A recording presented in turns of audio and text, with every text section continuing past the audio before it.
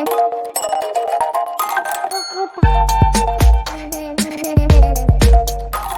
Everyone, इस video में बात कर लेते हैं एनआईआईटी लिमिटेड की। क्विकली एनालिसिस देख लेते हैं। चल को लाइक एंड सब्सक्राइब करना मत भूलिएगा। तो एनआईआईटी में आप देख रहे हो कि स्टॉक में एक अपसाइड पोटेंशियल देखने को मिला है। ब्रेकआउट हुआ एक तरह से स्टॉक में। कुछ दिनों से एक कंसोलिडेशन का जोन क्रिएट हो रहा था यहाँ पे और फाइनली ब्रेकआउट रहा है।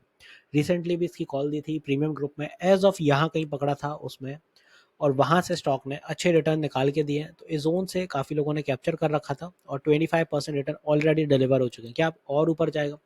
वेल जाएगा तो ज़रूर, बट अब थोड़ा रिस्की सेंटिमेंट रहेगा, बिकॉज ऊपर के लिए रहेगा बड़ा हर्डल साइकोलॉजिकल लेवल जो कि है 200 का। 200 का लेवल इस जोन के करीब आएगा, तो जितना 200 के करीब आएगा उतना सेलिंग क्रिएट होगा। दूसरा कि 1 आवर टीएफ पे अगर आप नोटिस करते हैं तो ओवरबॉट टेरिटरी में बहुत है 86, मतलब यहाँ पे स्टॉक गिरने के लिए कुछ रेडी है। गिरने का मतलब कि कोई बड़ी सेलिंग नहीं है, बट एक कंसोलिडेशन छोटा छोटा रहेगा वहाँ पे, जिसका मतलब है कि एक रीटेस्टिंग आएगी। ब्रेकआउट हुआ है तो रीटेस्टिंग आएगी और फिर ये रेडी होगा। तो ये ब्रेकआउट देगा 200 का और फिर 200 के बाद एक सपोर्ट बना के फिर चलेगा। तो ये फॉर्मेशन कुछ बिल्डअप होने वाली है अपनी एनआईआईटी में। तो एज ऑफ ऊपर के लिए 200 टारगेट है पहला, इसके बाद 210 रहेगा आने वाले दिनों में, और फिर ऐसे करके 220, 10-10 पॉइंट बढ़ाएंगे ऊपर के लिए।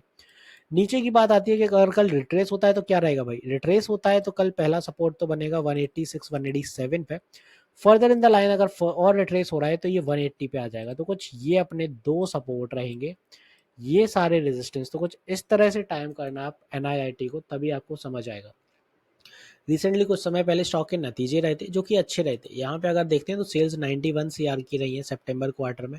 लास्ट ईयर के सेम सितंबर 81 सीआर था। एक्सपेंसेस 92 रहे हैं, लास्ट टाइम 80 था। इस बार की अगर देखें प्रॉफिट बिफोर टैक्स 14 रहा है, लास्ट टाइम ये 11 सीआर था। नेट प्रॉफिट 12 सीआर का रहा, लास्ट टाइम ये 11 है। तो 0.87 का ईपीएस हो गया है बढ़ के।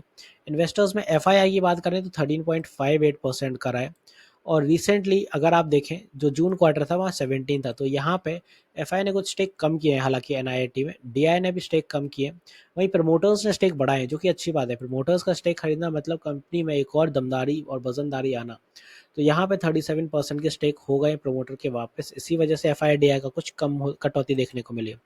अब रही बात कि भाई ये 200 सस्टेन होता है तो फिर ये कुछ अपने टारगेट बन जाएंगे ऊपर के लिए, क्योंकि 200 पहले भी यहाँ से ब्रेकआउट फेल हुआ था, इसीलिए 200 एक क्रूशियल लेवल है। और इस बार भी उम्मीद है कि 200 के करीब जाके रिट्रेस होगा तब निकल पाएगा, वैसे नहीं निकल पाएगा। 200 एकदम से निकलेगा तब भी प्रॉफिट बुकिंग आएगी, तो ओवरऑल ट्रेंड गिरेगा तो जरूर स्टॉक। तो एक सपोर्ट 187 और दूसरा 180, ये दो सपोर्ट पे कहीं ना कहीं रुकेगा, फिर ये बुलिश हो पाएगा। इस तरह से टाइम करिएगा। वॉल्यूम की बात करें तो 11 मिलियन का वॉल्यूम था, काफी अच्छा था, डिसेंट वॉल्यूम था।